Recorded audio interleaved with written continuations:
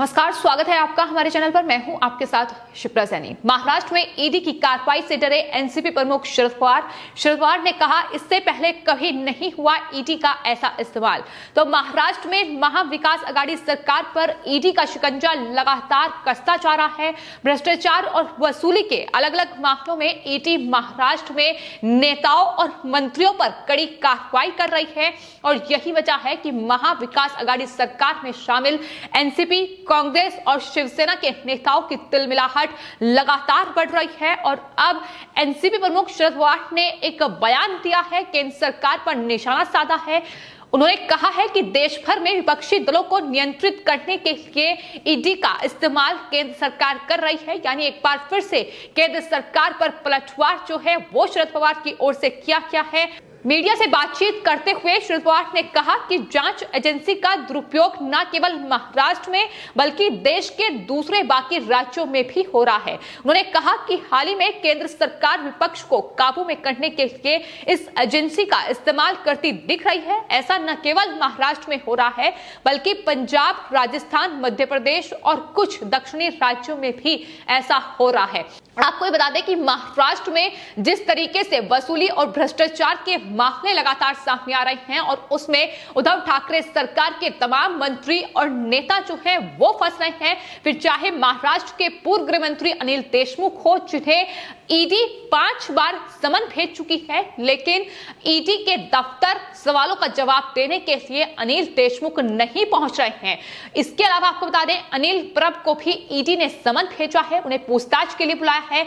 अनिल परब जो कि महाराष्ट्र के ट्रांसपोर्ट मिनिस्टर हैं, इसके अलावा अजीत पवार पर भी, उनके ठिकानों पर भी ईडी का शिकंजा कसा गया है। तो महाराष्ट्र में जो तमाम बड़े मंत्री और नेता हैं उन पर लगातार ईडी नकेल कस रही है, लेकिन बावजूद इसके ईडी के सवालों का जवाब वो नहीं दे रहे हैं। और इसके अलावा शरद पवार के आरोप लगा रहे हैं कि दरअसल केंद्र सरकार ईडी का इस्तेमाल कर रही है, लेकिन सवाल यही है कि अगर उन्होंने कुछ गलत नहीं किया है, अगर ईडी का इस्तेमाल केंद्र सरकार कर रही है, तो फिर ईडी के सवालों का जवाब देने में उन्हें इतनी परेशानी क्यों है? ये सवाल लगातार महाराष्ट्र में बने हुए हैं। जिस तरीके से महाराष्ट्र में बड़े भ्रष्टाचार के मामले सामने आ रहे हैं और उद्धव ठाकरे सरकार के तमाम बड़े मंत्री और नेता फंसते जा रहे हैं। इतना ही नहीं, इस पूरी प्रेस कॉन्फ्रेंस के दौरान एनसीपी प्रमुख शरद पवार ने जो आज मुजफ्फरनगर में किसान महापंचायत हो रही है उसको लेकर भी उन्होंने मीडिया में बात की। उन्होंने कहा कि केंद्र सरकार उन किसानों की अनदेखी कर रही है जो 1 साल से अधिक समय से नए कृषि कानूनों का विरोध कर रहे हैं। उन्होंने कहा कि किसानों को अपने घरों को छोड़कर आंदोलन करते हुए 14 महीने हो गए हैं। सरकार को इन प्रदर्शनकारियों का संज्ञान लेना चाहिए था जो इतने लंबे समय से वहां बैठे हैं, लेकिन ये दुर्भाग्यपूर्ण है कि उनकी अनदेखी की जा रही है।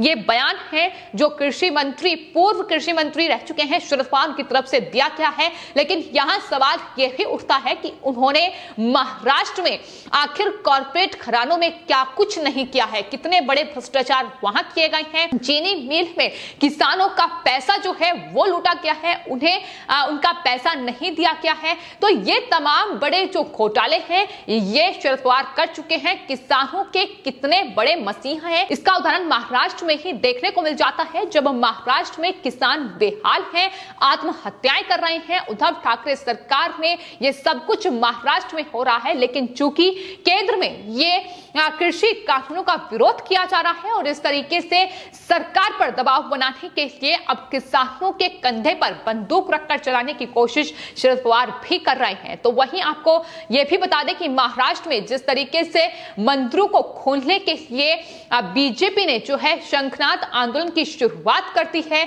बीजेपी बड़े पैमाने पर महाराष्ट्र में आंदोलन कर रही है। उनका साफ तौर पर यह कहना है कि महाराष्ट्र में मंदिरों को खोला जाए, मंदिरों के कपाट खोले जाएं, लेकिन इसको लेकर भी शरद पवार ने कहा कि केंद्र ने खुद राज्य सरकार को कोविड-19 महामारी की स्थिति को देखते हुए अतिरिक्त एहतियात बरतने के निर्देश दिए हैं। उन्होंने साथ ही यह भी कहा कि मुख्यमंत्री उद्धव ठाकरे और राज्य सरकार केंद्र के निर्देश का पालन कर रही है। यह उनकी तरफ से कहा गया है। लेकिन सवाल अब ये उठ रहे हैं कि आखिर शरद पवार ने वहां उद्धव ठाकरे सरकार ने ईद और मुहर्रम जैसे त्योहारों को लेकर इतनी छूट क्यों दी थी? अगर उन्हें मंदिरों को खोलने के में दिक्कत है, मंदिरों को खोलने में परेशानी है, तो फिर ईद और मुहर्रम जैसे त्योहारों के लिए यह गाइडलाइन क्यों तय नहीं की गई थी?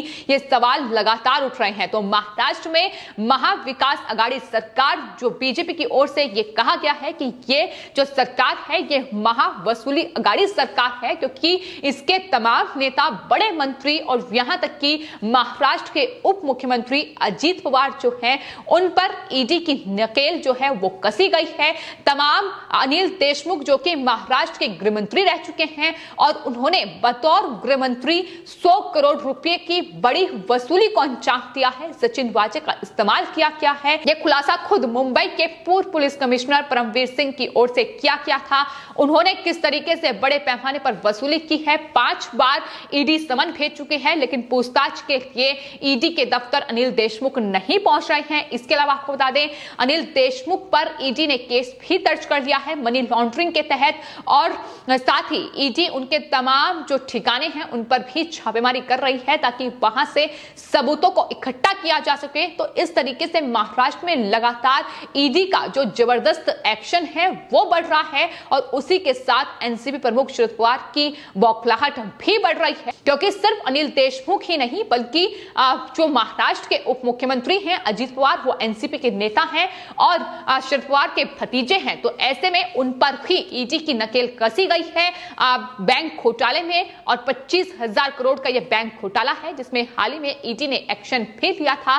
तो महाराष्ट्र में ये पूरा ईडी का एक्शन चल रहा है, और वहीं शरद पवार की बौखलाहट बढ़ रही है कि दरअसल केंद्र सरकार ईडी का इस्तेमाल कर रही है। आरोप यहां तक लगाए जा रहे हैं कि दरअसल अलग अलग राज्यों में ऐसा बीजेपी की ओर से किया जा रहा है। लेकिन जिस तरीके से महाराष्ट्र में बड़े पैमाने पर ये खुलासे हुए हैं कि महाराष्ट्र में कितने नेता हैं शिवसेना के, एनसीपी के और कांग्रेस पार्टी के, जो इस तरीके से भ्रष्टाचार कर रहे हैं। हाल ही में बीजेपी नेता किरीट सोमैया ने इसका बड़ा खुलासा किया था। उन्होंने अनिल प्रभ को लेकर बड़े खुलासे किए कि किस तरीके से बतौर परिवहन मंत्री उन्होंने परिवहन विभाग में वसूली को अंजाम दिया है। बड़ा भ्रष्टाचार उनकी तरफ से किया है।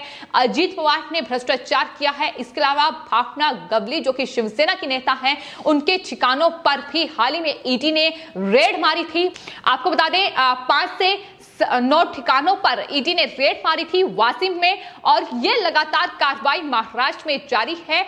और जाहिर तौर पर महाराष्ट्र में जिस तरीके से उद्धव ठाकरे सरकार पर एंटीलिया विस्फोटक केस सामने आने के बाद संकट मंडरा रहा है, अब उस संकट से निकलना बेहद मुश्किल है, क्योंकि महाराष्ट्र में लगातार जो सरकार में मंत्री हैं, ऊंचे पदों पर लोग बैठे हुए हैं, वो कहीं ना कहीं अब ईडी के शिकंजे में है। ऐसे में आने वाले वक्त में बीएमसी के चुनाव भी महाराष्ट्र में होने हैं, और किस तरीके से बीएमसी के चुनाव को जीता जाए, किस तरीके से स्ट्रेटेजी तैयार की जाए, इसको लेकर भी कहीं ना कहीं उद्धव ठाकरे सरकार काम कर रही है। लेकिन ईडी का एक्शन और दूसरी ओर सीबीआई का शिकंजा कहीं ना कहीं उद्धव ठाकरे, शिवसेना और एनसीपी के हर एक स्ट्रेटेजी पर भारी पड़ रहा है, और यही वजह है कि इस तरीके के बयान जो है वो महाराष्ट्र से लगातार सामने आ रहे हैं।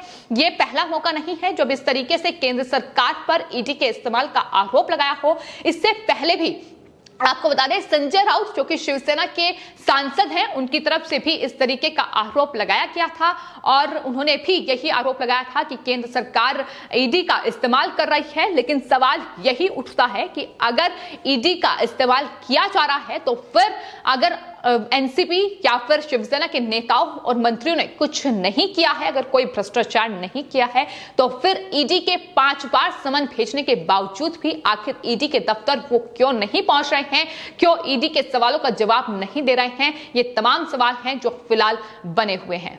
तो जो सरकार खुद महाराष्ट्र में नियमों और कानून की धज्जियां उड़ा रही है, वो सरकार दरअसल केंद्र सरकार पर तमाम आरोप मढ़ते हुए किसान महापंचायत से लेकर महाराष्ट्र में मंदिरों को खोलने की बीजेपी की जो कवायद है वो तेज हो गई है कि मंदिरों को खोला जाए। उसको लेकर दरअसल केंद्र सरकार पर ही तमाम आरोप मढ़े जा रहे हैं। लेकिन महाराष्ट्र में किस तरीके से किसानों को बेहाली के दौर में छोड़ा हुआ है, ये तस्वीरें लगातार महाराष्ट्र से सामने आई हैं। वहां से ऐसी तस्वीरें तस्वीरें सामने आई हैं कि जो किसान हैं वो कहीं ना कहीं फांसी लगाकर आत्महत्या कर रहे हैं। उनका जो बकाया है चीनी मिलों का वो नहीं चुकाया जा रहा है। तो ये तमाम चीजें हैं जो पूरी तरीके से उद्धव ठाकरे सरकार और एनसीपी को बेनकाब करती हैं कि किस तरीके से सिर्फ और सिर्फ केंद्र सरकार को घेरने के लिए इस तरीके के झूठे आरोप मढ़े जा रहे हैं। फिलहाल आपकी इस पूरे मामले पर क्या राय है हमें कमेंट बॉक्स में जरूर लिखें और चैनल को सब्सक्राइब करें। धन्यवाद।